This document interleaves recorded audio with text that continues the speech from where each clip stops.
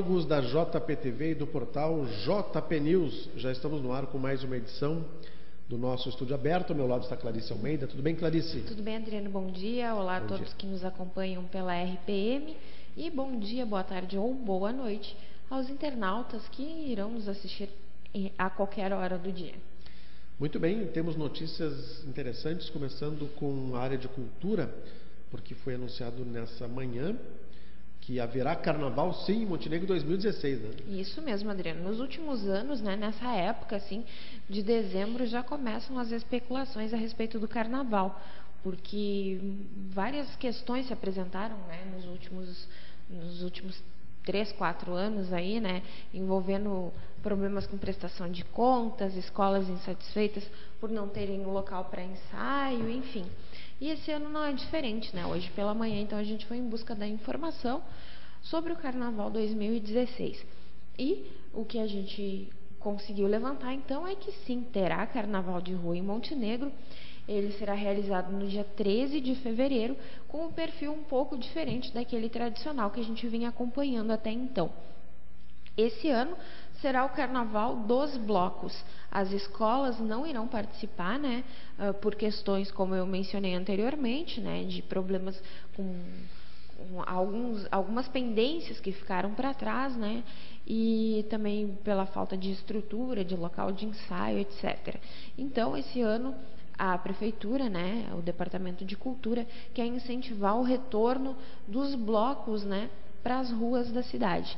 O local onde vai acontecer o Carnaval de Rua vai ser no Porto das Laranjeiras, lá na beira do Rio Caí, em frente, né, à Câmara Municipal de Vereadores.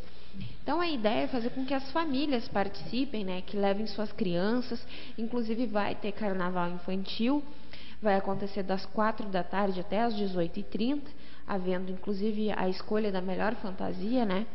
E, posteriormente, das 20 horas até as 2 da manhã, acontece o carnaval adulto, com a participação de 3 bandas que estarão animando, né, no estilo trio elétrico, e a população, então, vai poder relembrar os velhos tempos das marchinhas de carnaval. O diretor de cultura disse que está sendo feito um levantamento, né, do repertório das principais marchinhas de carnaval para ser passado para essas bandas que deverão, então, estar tocando elas no dia desse carnaval, né, no dia 13 de fevereiro. Legal, Clarice. Bom, amanhã de manhã, às 8 da manhã, ou seja, quarta-feira, para quem ouve vê a gente gravado, né, haverá uma prestação de contas por parte do presidente da Câmara Municipal de Montenegro, Márcio Miguel Miller, e estaremos lá, né? Com certeza, e na sequência, né, a partir das 9 da manhã, acontece a sessão, né, a sessão desta semana, que foi antecipada devido ao feriado de Réveillon. Então, a sessão essa semana que tem, inclusive, como principal destaque da pauta, a eleição da nova mesa diretora da Câmara de Vereadores. Até o momento, se tem apenas uma chapa presidida pelo vereador Carlos Einar de Mello, que traz ainda a vereadora Rose Almeida como secretária, né, sua colega de partido do PP, e também o vereador Gustavo Zanata, da mesma sigla. Além deles, né, compõe, então, com essa chapa, o vereador Dorivaldo da Silva, o Dorinho. E hoje pela manhã eu conversei com o Márcio Miguel Miller, que é o presidente da Câmara, e ele falou, então, a respeito da criação dessa chapa, né, do que representa para a Câmara de Vereadores ter uma chapa que, pela primeira vez em vários anos, não é composta por vários partidos, né, mas basicamente por representantes do PP. Ele teme que, palavras dele, né, que essa situação acabe tornando a Câmara de Vereadores um apêndice do Executivo Municipal. Ele não descarta a possibilidade de um apoio maciço, né, dessa nova mesa diretora às ações do Executivo, e teme que com isso a Câmara possa ter alguns problemas, né. Então, mas a eleição ocorre somente nessa quarta-feira, né. Ainda existe a possibilidade da inscrição de uma outra chapa, que a princípio seria presidida pelo vereador Marcos Guelin, o Tuco, só que está faltando um componente para o fechamento dessa chapa. Então, até o momento não se tem uma definição a respeito desse assunto. O vereador Marcos Gehlen, nós também não conseguimos conversar com ele para saber se há alguma novidade nesse aspecto, né? Então, a expectativa se volta, né, para amanhã dessa quarta-feira, aonde o vereador Marcos Gehlen terá até o início da sessão para inscrever ou não, né, a sua chapa. Então, amanhã a gente vai ter as definições finais sobre a definição final sobre esse assunto. E a gente tentou conversar com o vereador Carlos Einar de Mello, né, o Naná, para saber a visão dele, né, se realmente o PP vai apoiar o executivo como se especula por aí, ou se existe alguma insatisfação, né? Hoje se fala em divergências dentro do PP, em ideias diferentes que estariam se batendo, né? Inclusive, existem boatos de que o PP gostaria de ter indicado um novo secretário de Viação e Serviços Urbanos, e isso não foi aceito pela administração municipal. Então, isso haveria criado um atrito entre o PP e o atual governo, né? Então, a gente gostaria de esclarecer essas questões, mas o vereador Naná disse que prefere não se manifestar nesse momento. Pediu então para que nós aguardássemos até a votação na manhã de quarta-feira, né? Então, posteriormente a votação, né, posteriormente à sessão da Câmara, a gente vai ter uma entrevista com o Naná falando sobre esse assunto e também sobre o ponto de vista dele a respeito da ação popular que se montou aqui em Montenegro para a redução do salário dos vereadores. Ele que já havia dito anteriormente, né, em uma conversa que tivemos por telefone, que não concorda com essa movimentação que existe na cidade, mas que gostaria de dar mais detalhes sobre sua opinião. Só que hoje, então, quando procurado pela nossa equipe de reportagem, ele preferiu adiar essa conversa para amanhã. Serão algumas horas aí de negociações, né, para formar uma segunda chapa, né? Exatamente. Clarice, uma notícia agora internacional. O disco de vinil é um dos presentes favoritos do Natal alemão. Um dado curioso esse aqui, né?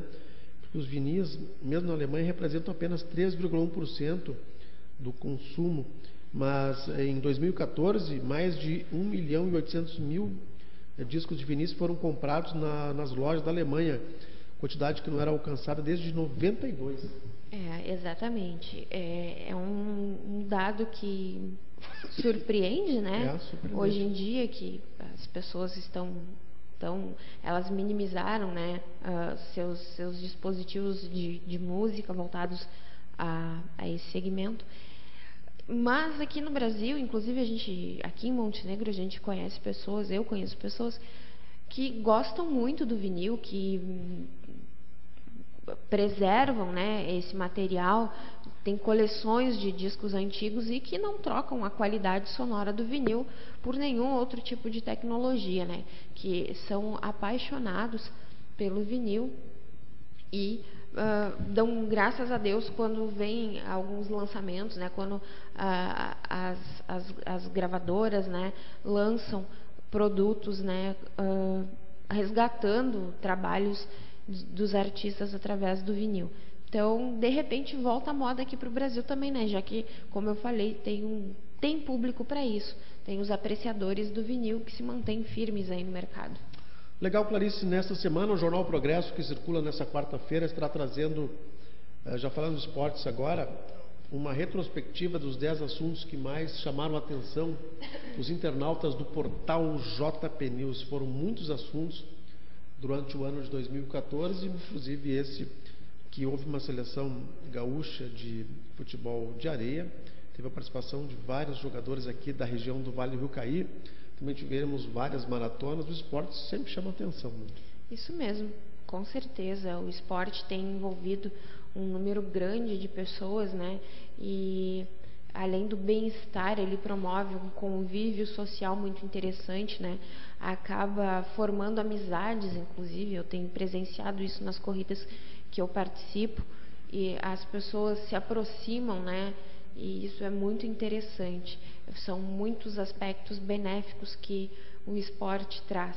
E a nossa retrospectiva, né, ajuda a relembrar um pouquinho esses momentos que marcaram 2015, que nós temos sempre muitos assuntos na área da política, né? Então, foi outro viés que foi muito intenso na cidade nesse período, né?